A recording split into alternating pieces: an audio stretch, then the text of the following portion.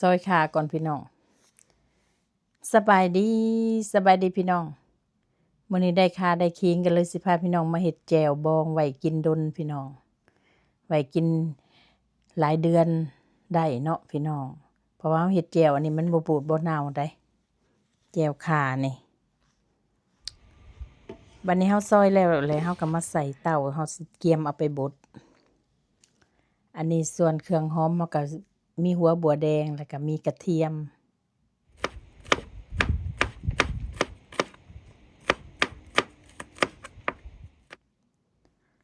บัดนี้เฮาซอยแล้วเฮามาสิมาเจียวเด้พี่น้องเจียวให้มันหอมเจียวใส่น้ำมัน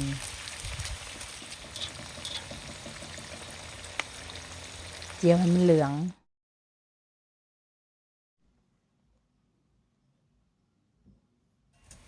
เอามาเสิร์ฟออกเลยบัดนี้เพราะว่าเฮาสิเจียวหมักเพชรต่อเพราะว่าหมักเพชรเฮาก็สิได้เจียวเด้นี่เด้พี่น้องสีเหลืองสำนี้พอดีใส่ได้หอมเฮาเจียวแล้วก็เด้บัดนี้ส่วนน้ำมันมันนี่เฮาก็เอาจืนหมักเพชรต่ออีกบัดเดี๋ยวกินเพชรเนาะพี่น้องเนาะมันจังแซ่บแจ่วนี่แจ่วบ่เผ็ดมันก็บ่แซ่บเผ็ดก็งามหยังวะเขาก็เฮ็ดดีได้อันมันแมงบ่สิบ่เอาเด้อพี่น้องเฮาใส่ซำนี้พอบ่เฮาบ่ใส่หลายก็ได้น้ำมันนะ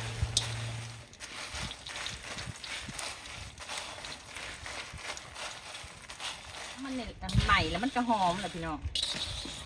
จังว่าเฮาเจียวหมักเพชรอันนี้เฮาต้องใจเย็นหน่อยได้พริกแห้งมันต้องสีซำนี้เด้อพี่น้องจังได้นี่ได้แหละ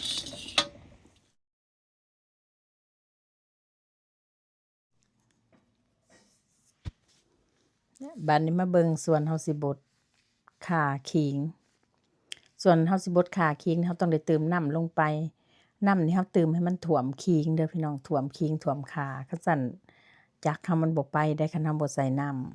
ำเติมน้ำลงไป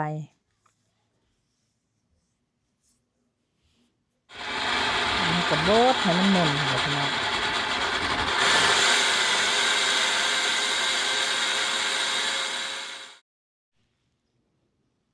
มาบัดนี้เอาหมักพริกลงแล้วก็เอาหอมที่เฮาเจียวมาลงเอาไปบดเลยบาดนี้ทั้งหมักพริกหมักควายเฮาไปบดอันนี้ก็ได้หลายเติบได้นี่บัดนี้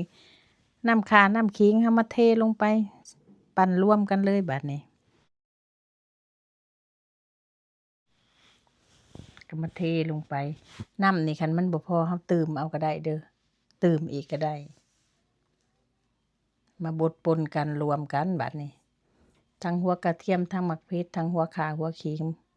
เฮาบดทุกอย่างรวมกัน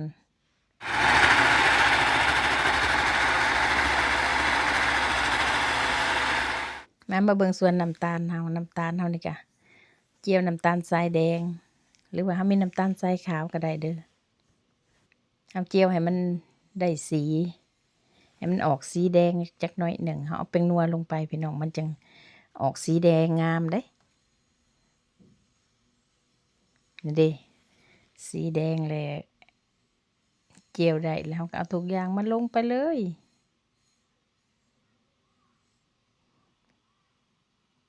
โอ้ยเผ็ดขนาดเลยเบิ่งสีนี่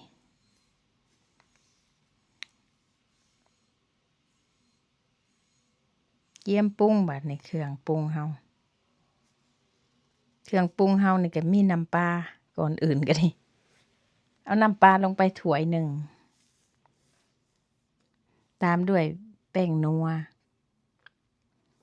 ก็เติมน้ำตาลลงไปอีกแหน่จักหน่อยหนึ่งนี่เด้น้ำตาลแดงน้ำตาลทรายแดง